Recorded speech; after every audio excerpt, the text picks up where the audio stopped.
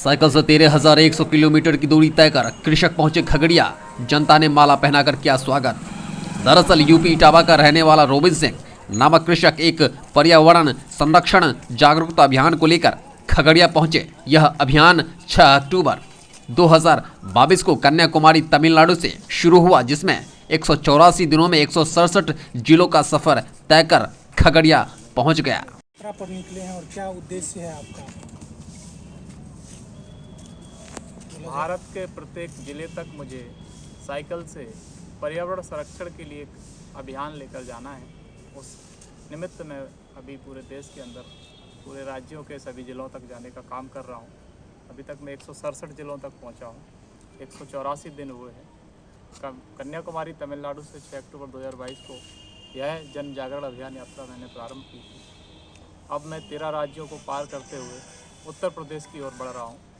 उत्तर प्रदेश के बाद उत्तराखंड, हिमाचल, जम्मू होते हुए भारत के अन्य राज्यों के सभी जिलों तक पहुंचकर भोपाल इस यात्रा का समापन होगा।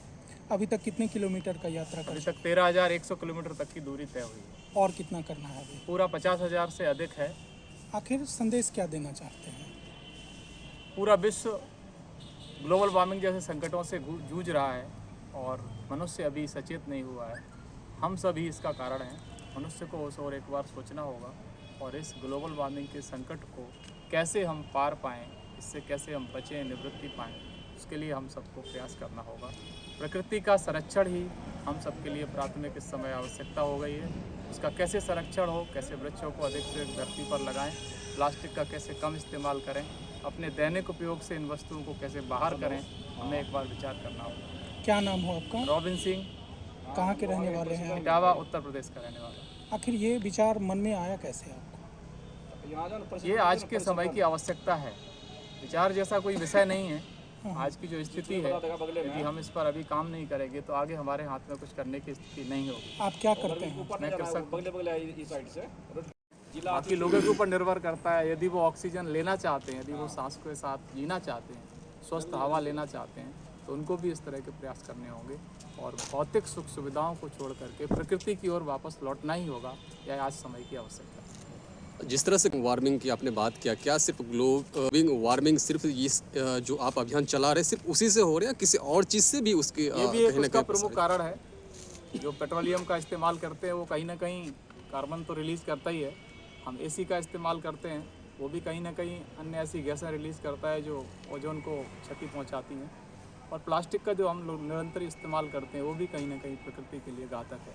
बहुत सारे विषय हैं, एक विषय नहीं है। तो इससे पहले भी क्या आपने इस तरह का कुछ भ्रमण किया है या पहले आपका ये है? मैंने पहली बार शुरू किया है। पहली बार। तो ये उपज कहाँ से आई? क्योंकि इससे पहले भी वातावरण अशुद्ध हो रहा था, पर्यावरण गंदे हो रहे थे, विशुद्ध हो रहे थे, तो उस समय आपके दिमाग में ये उपज क्यों नहीं आई थी जो अभी लगभग 2022 से आप कर रहे हैं? मेरे अभी आई है, आप सबके अब आ जाए, बाकी पीढ़ी के अब आ जाए, तो ये आज की आवश्यकता है। जब आए तभी सही, लेकिन काम तो शुरू करना ही होगा। गवर्नमेंट के द्वारा इस पे काफ़ी प्रयास किए जा रहे हैं लेकिन वो सफल नहीं हो रहे हैं। इस पे क्या आप क्या कहना चाहेंगे? गवर्नमेंट में भी लोग बैठे हैं और एक एक व्यक्ति सांस लेता है। एक एक व्यक्ति जब तक इस जिम्मेदारी का निर्वहन करना शुरू नहीं करेगा तब तक गवर्नमेंट कुछ नहीं कर सकती, क्योंकि गवर्नमेंट एक सीमित बॉडी है। प्रत्येक व्यक्ति जब हिस्सेदारी करेगा तब ये पूरा होगा। तो लोगों को आप कैसे उनको समझाएंगे, क्या कुछ कहना चाहेंगे, क्या कह के उनको समझाएंगे ताकि वो समझ आपकी भाषा को जो आप ये अभियान लेकर चले हैं? साइकिल चलाने से पोल्यूशन नहीं होता है। जैसे हम 5 किलोमीटर, 2 किलोमीटर, 10 किलोमीटर कुछ काम करने जाते हैं तो अपनी गाड़ियों को अवॉइड कर सकते हैं, साइकिल से जा सकते हैं, ताकि अपना शरीर भी स्वस्थ रहे और हम अपने परिवेश को भी स्वस्थ रख सकें। हमारी जिम्मेदारी है, उसका हमें निर्वहन करना होगा। अधिक से अधिक पेड़ पौधे लगाने की आवश्यकता है। जो भी हम भौतिक सुख सुविधाओं का इस्तेमाल कर रहे हैं, उपयोग कर रहे हैं, प्रकृति के साथ पूरा दुर्व्यवहार कर रहे हैं, जल का दुरुपयोग कर रहे हैं, अनायास पानी बहा रहे हैं, उन सब प्रयासों को हमें रोकना होगा।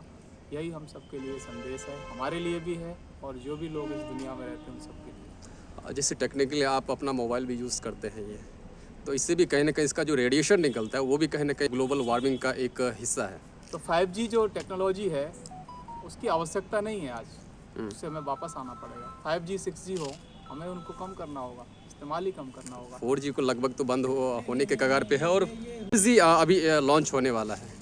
चूँकि यह देखा जा रहा है कि 5G कहीं ना कहीं विदेशों में 5G नहीं चल रहा है, चूँकि इंडिया में इसको लाने की प्रयास किया जा रहा है, लगभग आ भी गया है। इस पर आपका क्या कहना है, चूँकि ये भी कहीं ना कहीं ग्लोबल वार्मिंग से संबंधित ही है। जो भी काम प्रकृति को नुकसान करने वाला है, आप एक एक चीज़ बोलेंगे वो बहुत लंबा विषय हो जाएगा।